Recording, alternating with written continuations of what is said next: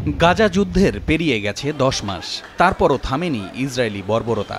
বড় অভিযানের লক্ষ্যে এলাকা ছাড়ার নির্দেশের পর গতকাল দেইর আল বালা থেকে সরে যেতে থাকেন প্যালেস্টাইনিরা। কিছুদিন পরপর এক এলাকা থেকে অন্য এলাকায় আশ্রয় নিতে গিয়ে ক্লান্ত গাজাবাসী। জাতিসংঘের হিসেবে যুদ্ধ শুরুর পর থেকে এ পর্যন্ত প্রায় ২০ লাখ মানুষ বাস্তুচ্যুত হয়েছে উপত্যকায়। গাজার কোনো স্থান আর নিরাপদ নয় বলে জানিয়েছে জাতিসংঘের মানবাধিকার বিষয়ক সংস্থা। There's nowhere left to go in what is now 11% of Gaza.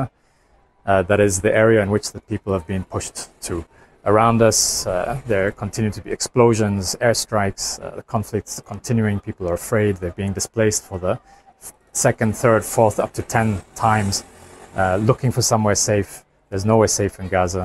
Instead, they continue to find overcrowded, unacceptable conditions.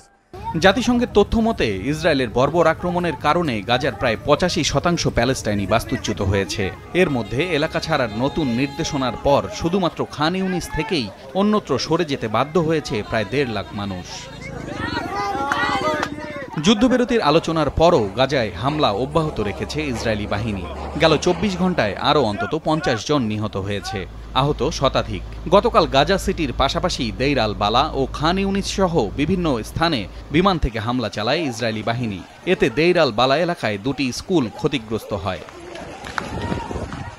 উত্তরাঞ্চলে একটি বিমান ঘাঁটি পরিদর্শন করে ইসরায়েলি প্রধানমন্ত্রী বেনিয়ামিন নেতানিয়াহু বলেছেন, শত্রুদের উপযুক্ত জবাব দিতে প্রস্তুত তেল আবিব।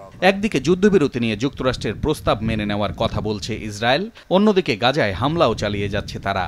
এমন অবস্থায় যুদ্ধবিরতি চুক্তি নিশ্চিত না করেই মধ্যপ্রাচ্য থেকে যুক্তরাষ্ট্রে ফিরে গেছেন মার্কিন পররাষ্ট্রমন্ত্রী অ্যান্টনি ব্লিংকেন। কাতার ছাড়ার আগে তিনি বলেন, হামাস রাজি হলে দ্রুতই গাজায় যুদ্ধবিরতি সম্ভব।